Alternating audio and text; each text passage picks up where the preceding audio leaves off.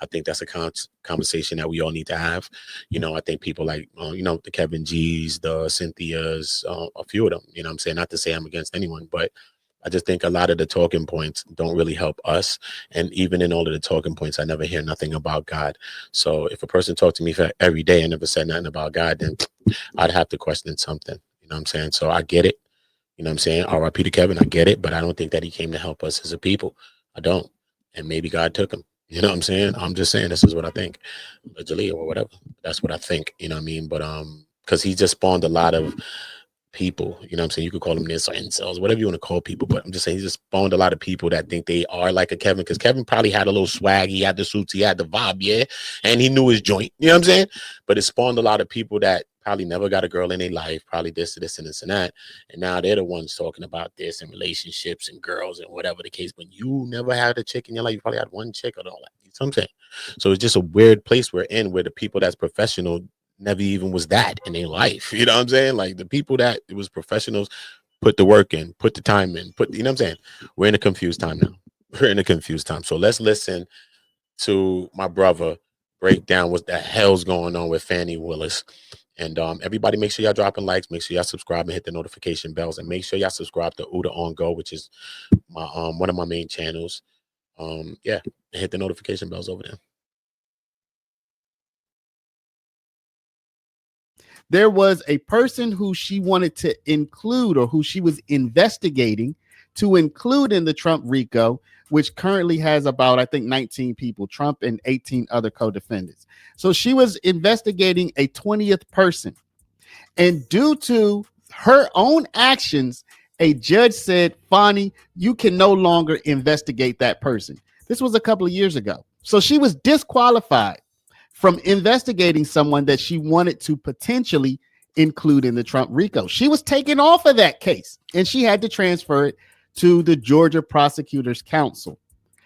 Now she's removed from the entire Trump RICO case, and instead of learning her lesson that she just is not doing her job correctly, that she keeps getting removed from cases due to her own activity, she instead wants to say and blame the Georgia State Supreme Court for being scared. Scared, y'all. So instead of learning her lesson, I've been removed from this case. I've been removed from that case, both due to my own actions, both as it relates to this Trump RICO. No, Fani, she can't learn the lesson. She says, no, it's their fault because they're scared of Trump. Y'all, you can't make this stuff up. So today we're going to take a look at Fani's comments. And then again, at the end, I'm going to give you the proof that she was removed from a Trump RICO related investigation previously. So this is a pattern of activity with Fani. She gets taken off of cases because she's not doing her job correctly, y'all.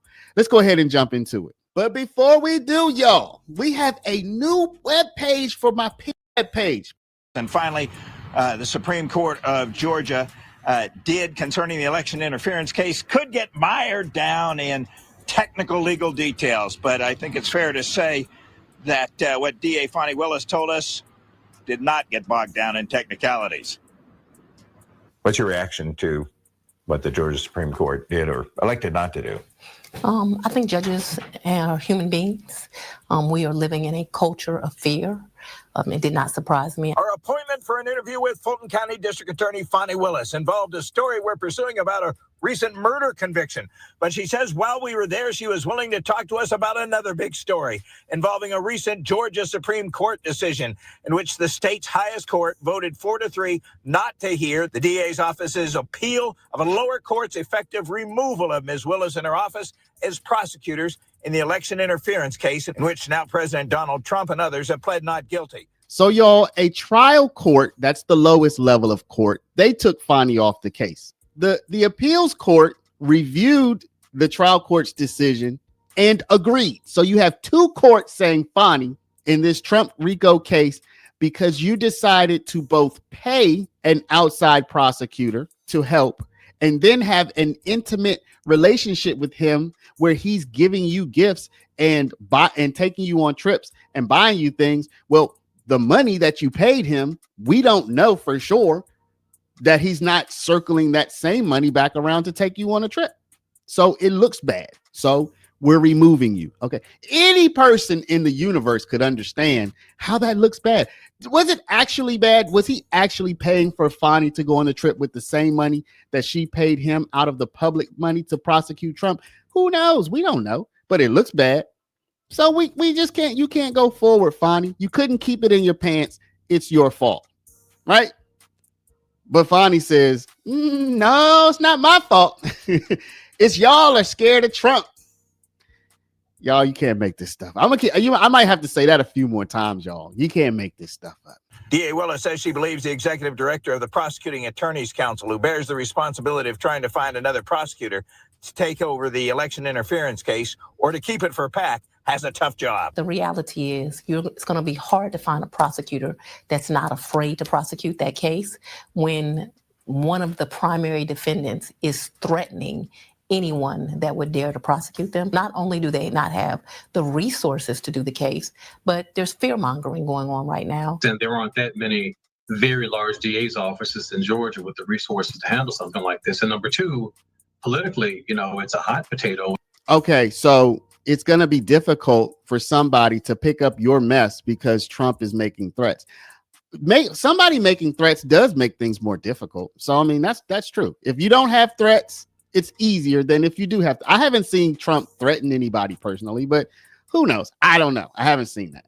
But what I will say is this. You're going to see at the end of this video, I'm going to loop it in. The last time she was removed, remember I said it's the second time she's removed from a Trump RICO related case. The first time it was one defendant. This time it's the whole case. The last time the Georgia Prosecutor Council did pick up the investigation and they decided not to move forward. That wasn't due to any threats. That was just because they said that the guy did nothing wrong. Okay. You're going to see that here shortly. And as usual, she was not going to pull punches. I think you have both prosecutors, citizens, and even judges that are afraid right now for good reason. And so it didn't surprise me. There's many members of that Supreme Court I'm very fond of, but they're human beings. They have families, and I'm sure they were afraid to do anything other than that. We reached out to a public information officer for the Supreme Court of Georgia who emailed, "I cannot comment beyond what the court has already said in its written opinions about these cases." The Supreme Court only addresses issues of greater legal importance to the entire state of Georgia. And they said this case wasn't one of those cases. For perspective, we turn to defense lawyer and former DeKalb District Attorney Robert James. The Supreme Court specifically did not make a finding about DA Willis's conduct. We reached out to Steve Sadow, lawyer for President Trump. Sadow's statement said in part, quote, "Willis's reaction to the Georgia Supreme Court's fundamentally correct decision, refusing to hear the case by claiming it was due to its fear of President Trump, is absolutely ludicrous," unquote. It added, quote, "She brought a political prosecution against the 45th and 47th president of the U.S. who is innocent," unquote. It also said, quote, "She refused to accept the odor of mendacity found by the trial court and simply expected the Georgia Court of Appeals to gloss over it," unquote. The statement concluded, quote, "Her disqualification was the result of what she did and for no other reason," unquote. Now, I read some of defense lawyer Steve Sadow's comments to DA Willis. She said she would not dignify it with a response. Reporting live in downtown Atlanta, Mark Winnie, Channel 2 Action News. So, y'all, I'm going to loop in a brief report from when Fani was removed last time. So you can just see this is a pattern of activity. So you can see that she's delusional, y'all. And that's my opinion. Okay. She's delusional. Or she's just, she's just not willing to publicly admit her faults. She did that day in the church, if y'all saw that, but not anymore. That was a one-time affair. So y'all just take a look at this real quick about how she was removed from the case previously.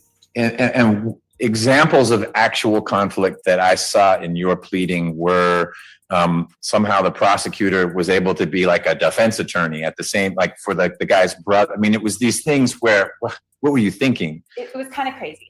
Yeah, I represent one co-defendant as a defense attorney in a criminal proceeding.